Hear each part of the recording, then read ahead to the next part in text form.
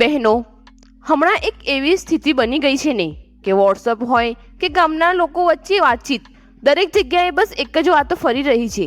શું સાચું અને શું ખોટું એ કોઈને ક્લિયર નથી. અને સવાલ ફક્ત એટલો નથી, સવાલ છે આપણું ભવિષ્ય આખરે કઈ દિશામાં જઈ રહ્યું છે. તો આજે કોઈ અફવા નહીં, ફક્ત સચ્ચાઈ જે તમારા માટે જાણવું ખૂબ જરૂરી છે. તો ચાલો હવે એક એક પ્રશ્નને લઈએ. તો પહેલો પ્રશ્ન આવ્યો છે, હું જસીબેન દાહોદ જિલ્લાથી છું. મારો પ્રશ્ન છે કે લોકો કહી રહ્યા છે કે હવે આંગણવાડીમાં જે કંઈક થાય છે એ બધું વાલીઓને લાઈવ બતાવવું પડશે અને રોજ વિડીયો મોકલવો પડશે. તો શું હવે આ નિયમ લાગી ગયો છે કે હજુ સુધી અંદરની તૈયારી ચાલી રહી છે? તો ચાલો બહેનો આજે જસીબેનને એમનો જવાબ આપતા જણાવીએ કે જુઓ જસીબેન, હમણાં જે વાતો ચાલી રહી છે ને કે આંગણવાડીમાં હવે વધુ લાઈવ દેખાશે અને દરરોજ વિડીયો મોકલવો ફરજિયાત બની ગયો છે. સૌથી પહેલા એક વાત સમજજો, આ સાંભળવામાં જેટલું મોટું લાગે છે ને હકીકત થોડી અલગ છે. પણ ધ્યાનથી સાંભળજો કારણ કે અહીં મોટો ફેરફાર છુપાયો છે. હાલમાં આખા ગુજરાત માટે કોઈ એવો સત્તાવાર નિયમ લાગુ થયો નથી કે દરેક આંગણવાડી બહેને રોજ લાઈવ વિડીયો મોકલવો જ પડે. પરંતુ દાહોદ જેવા જિલ્લાઓમાં સરકારે આનો પ્રયોગ શરૂ કરી દીધો છે. એટલે વાત સંપૂર્ણ ખોટી પણ નથી. હવે અહીં સૌથી મહત્વની વાત એ છે કે આ પ્રયોગ કેમ શરૂ થયો. વાલીઓને સીધું બધું દેખાય, પારદર્શિતા આવે અને આંગણવાડી પર વિશ્વાસ વધે એટલે વોટ્સએપ ગ્રુપ અને વિડીયો શેર કરવાની શરૂઆત થઈ છે. પણ હવે ધ્યાનથી સાંભળો, જો આ પ્રયોગ સફળ જશે ને તો આવનારા સમયમાં આ નિયમ આખા રાજ્યમાં લાગુ થઈ શકે છે અને એ સમયે ખરેખર રોજ વિડીયો મોકલવું એક સિસ્ટમનો ભાગ બની શકે છે. એટલે આજે ફરજિયાત નથી પણ કાલે બની શકે છે. અને તમારું સૌથી મોટું પ્રશ્ન, અમારા કામમાં શું ફેર પડશે? તો હા, થોડું એક્સ્ટ્રા કામ આવશે. ગ્રુપ બનાવવું, ક્યારેક વિડીયો મોકલવો, પણ સાથે એક મોટો ફાયદો પણ છે. વાલીઓ સામે તમારી મહેનત સીધી દેખાશે, ફરિયાદો ઓછી થશે અને તમારો વિશ્વાસ વધશે. તો હવે આગળ વધીએ બહેનો. હવે અહીં બીજો પ્રશ્ન આવ્યો છે હિતેશભાઈ, જે સુરતના રહેવાસી છે. એમનો પ્રશ્ન છે, મારું નામ હિતેશભાઈ છે, સુરતથી. હવે 8મા પગાર પંચ માટે જે 9 મોટી માંગણીઓ ગઈ છે એમાં ઓપીએસ, જૂની પેન્શન, એનપીએસ રિવ્યૂ અને પેન્શન વધારો જેવી વાતો આવી છે. તો સાચે શું આ વખતે સરકાર જૂની પેન્શન ફરીથી લાવવાની તૈયારીમાં છે કે ફરી એકવાર કર્મચારીઓને રાહ જોવી પડશે? હિતેશભાઈ, તમારો પ્રશ્ન બહુ મહત્વનો છે અને સાચું કહું તો આજે દરેક સરકારી કર્મચારી અને પેન્શનર અંદરથી એ જ વાત વિચારી રહ્યો છે કે આખરે આ વખતે શું કંઈક મોટું બદલાવ આવશે કે ફરી એકવાર આશા જ રહી જશે. પણ હાલની સ્થિતિ પ્રમાણે સરકાર સીધી ઓપીએસ, જૂની પેન્શન પાછી લાવવાની તૈયારીમાં દેખાતી નથી. પણ દબાણ એટલું વધી રહ્યું છે કે ઓપીએસ જેવી સિક્યોરિટી આપતી નવી વ્યવસ્થા લાવવી પડે તેવી પૂરી શક્યતા છે. હવે તમને સરળ ભાષામાં સમજાવું. જુઓ હિતેશભાઈ, આ વખતે જે 9 માંગણીઓ ગઈ છે ને એ સામાન્ય માંગણીઓ નથી. તેમાં ઓપીએસ, એનપીએસ રિવ્યૂ અને પેન્શન વધારો આ ત્રણેય સૌથી ભારે મુદ્દા છે. કારણ કે કર્મચારીઓએ હવે ખુલ્લેઆમ કહી દીધું છે કે એનપીએસમાં ભવિષ્ય સેફ નથી લાગતું. માર્કેટ પર આધારિત પેન્શન હોય એટલે કોઈ ગેરંટી નથી. અને જ્યારે રિટાયરમેન્ટ પછીનો સમય આવે છે ને ત્યારે દરેક માણસને એક જ વસ્તુ જોઈએ, પાકી આવક. એટલે ઓપીએસ માટેનો દબાણ હવે માત્ર યુનિયન સુધી સીમિત નથી રહ્યો. સોશિયલ મીડિયા, ગ્રાઉન્ડ લેવલ અને પોલિટિકલ ચર્ચાઓ સુધી પહોંચ્યો છે. આ સરકાર માટે એક સિરિયસ સિગ્નલ છે. પણ હવે સચ્ચાઈનો બીજો ભાગ પણ તમે જાણી લો, સરકાર માટે ઓપીએસ પાછું લાવવું સીધું શક્ય નથી. કેમ કે તેમાં લાખો કરોડનો લાંબા સમયનો બોજો આવે છે. એટલે સરકાર સીધું ઓપીએસ પાછું આવશે એવું બોલે એ હાલની સ્થિતિમાં બહુ મુશ્કેલ છે. પણ અહીં ગેમમાં બદલાવ થાય છે. સરકાર શું કરી શકે?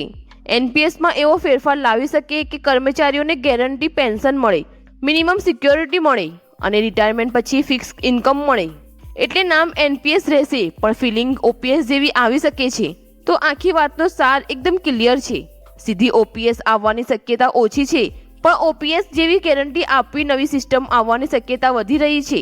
અને આ બધું હવે એક જ વાત પર ટકેલું છે, કર્મચારીઓનો અવાજ કેટલો મજબૂત બને છે. તો હાલ માટે રિયાલિટી શું? રાહ હજુ બાકી છે પણ આ વખતે આશા પણ પહેલા કરતાં ઘણી મોટી છે. તો ચાલો હવે ત્રીજો પ્રશ્ન છે હેમાંગીબેનનો. એમનું કહેવું છે, મારું નામ હેમાંગીબેન છે, દાહોદથી.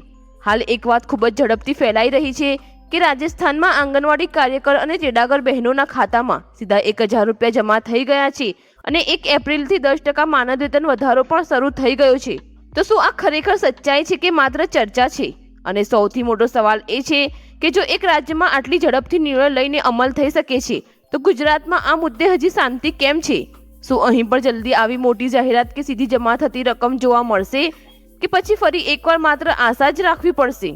હેમાંગીબેન, સૌથી પહેલા સીધી વાત જણાવી દઉં કે રાજસ્થાનમાં જે 1000 રૂપિયાની રકમ અને 10% માનદ વેતન વધારાની વાત ચાલી રહી છે એ માત્ર અફવા નથી, પણ બજેટ 2026-27માં જાહેર થયેલી યોજના મુજબ કેટલીક જગ્યાએ તેનો અમલ શરૂ પણ થઈ ગયો છે. ખાસ કરીને ડીબીટી દ્વારા સીધા ખાતામાં રકમ જમા કરવાની પ્રક્રિયા ચાલી રહી છે. પરંતુ અહીં સૌથી મહત્વની વાત એ છે કે દરેક રાજ્યની પોતાની નાણાકીય સ્થિતિ, પ્રાથમિકતાઓ અને નિર્ણય લેવાની ગતિ અલગ હોય છે. એટલે રાજસ્થાનમાં જે ઝડપથી અમલ થયો છે એ જ ગતિ ગુજરાતમાં પણ થશે એવું માનવું થોડું વહેલું બની શકે. ગુજરાત સરકાર તરફથી હાલ સુધી આંગણવાડી કાર્યકર અને તેડાગર બહેનો માટે 1000 રૂપિયા કે 10% વધારાને લઈને કોઈ સત્તાવાર જાહેરાત બહાર આવી નથી. એટલે હકીકત એ છે કે અહીં હજુ વાટ જોવાની સ્થિતિ છે. પરંતુ એક પોઝિટિવ સંકેત એ છે કે જ્યારે બીજા રાજ્યમાં આવી જાહેરાતો અને અમલ થાય છે ત્યારે તેનો દબાણ અને ચર્ચા અન્ય રાજ્યોમાં પણ વધે છે, જેના કારણે ભવિષ્યમાં ગુજરાતમાં પણ કંઈક સકારાત્મક નિર્ણય આવી શકે છે. એટલે હાલની સ્થિતિમાં આ સમાચાર અડધા સાચા છે. રાજસ્થાન માટે લાગુ પડે છે પરંતુ ગુજરાત માટે હજી સુધી કન્ફર્મ નથી. તેથી કોઈ પણ ફોરવર્ડ મેસેજ કે અફવા પર વિશ્વાસ કરતા પહેલા સત્તાવાર જાહેરાતની રાહ જોવી વધુ સલામત છે. અને હા, આશા રાખવી ખરાબ નથી, પણ ફેક્ટ સાથે અપડેટ રહેવું વધુ જરૂરી છે. તો બહેનો, હવે ચોથા પ્રશ્ન વિશે વાત કરીએ. મારું નામ રીતાબેન છે, સુરતથી. હમણાં જે આંગણવાડી કેન્દ્રોમાં બાંધકામ માટે કરોડોની ગ્રાન્ટ ફાળવાનો જીઆર આવ્યો છે એ સાંભળીને એક સવાલ થાય છે. આટલા પૈસા જાહેર થયા છે તો શું હવે ખરેખર નવા આંગણવાડી બિલ્ડિંગ બનશે અને જૂના કેન્દ્રમાં સુધારો જોવા મળશે કે ફક્ત કાગળ પર જ આ ગ્રાન્ટ રહી જશે? સૌથી પહેલા રીતાબેન, તમારો સવાલ એકદમ સચોટ છે અને ઘણા લોકોના મનમાં એ જ ચાલી રહ્યું છે. હવે સીધી વાત કરું તો સરકારે જે કરોડોની ગ્રાન્ટ ફાળવાનો જીઆર બહાર પાડ્યો છે એ ખરેખર મોટો નિર્ણય છે અને પૈસા કાગળ પર નથી રહ્યા, પરંતુ જિલ્લા કક્ષાએ એકાઉન્ટમાં ટ્રાન્સફર કરવાની મંજૂરી પણ આપી દેવામાં આવી છે. એટલે સિસ્ટમ પ્રમાણે કામ શરૂ થવાનો રસ્તો ખુલી ગયો છે. પરંતુ અહીં એક સચ્ચાઈ સમજવી પડશે. ગ્રાન્ટ ફાળવાઈ એટલે તરત જ બિલ્ડિંગ ઊભી થઈ જશે એવું નથી. વચ્ચે ટેન્ડર પ્રક્રિયા, મંજૂરી, સ્થાનિક લેવલની કામગીરી અને સમય લાગશે.